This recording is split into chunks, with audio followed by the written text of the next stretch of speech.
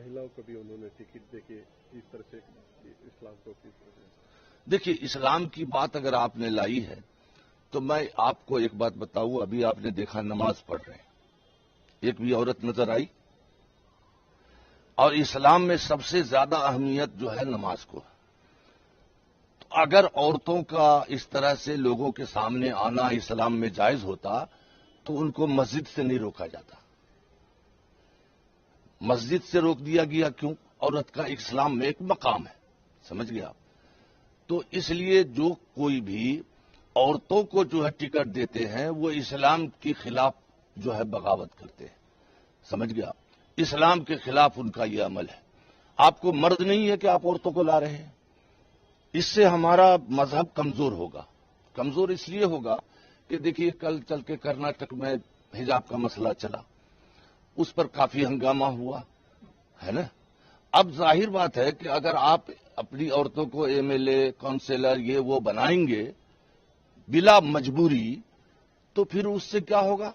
हम हिजाब को महफूज नहीं रख सकेंगे और इस मसले पर हम नहीं उठा सकेंगे। क्योंकि अगर हम इस मसले को मुतालबा करें हुकूमत के सामने तो हुकूमत कहेगी भाई आपकी औरतें तो अब जो है असेंबली हॉल में आ रही है, पार्लियामेंट में आ रही है, म्युनिसिपालिटी के बोर्ड में जाके बैठ रही है, स्टेज पर बाकायदा वो जो है लोगों से अपील कर रही है। इलेक्शन में लड़ने के लिए घर घर हर एक के पास जाना पड़ेगा, हिंदू हो, मुस्लिम हो, कोई भी हो।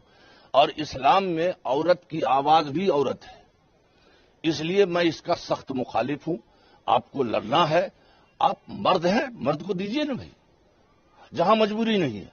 हां, अगर ऐसा कोई हमारे देश का कानून होता कि औरतें ही उस सीट से लड़ सकती हैं तो वहां एक मजबूरी थी, आप कह सकते थे कि भाई मजबूरी है, लेकिन यहां तो कोई मजबूरी नहीं है।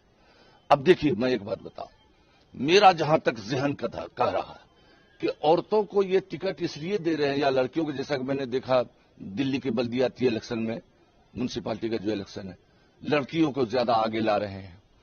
अब मेरा ख्याल ये है कि इनका मकसद है कि भाई आजकल औरतों की ज्यादा चलती है कि नहीं चलती है? तो अगर औरतों को जो है ले लो कब्जे में तो पूरा परिवार जो है कब्जे में आ जाएगा। इसके सिवा तो कोई मकसद नहीं समझता। आपको क्या लग रहा है कि ओवैसी साहब ने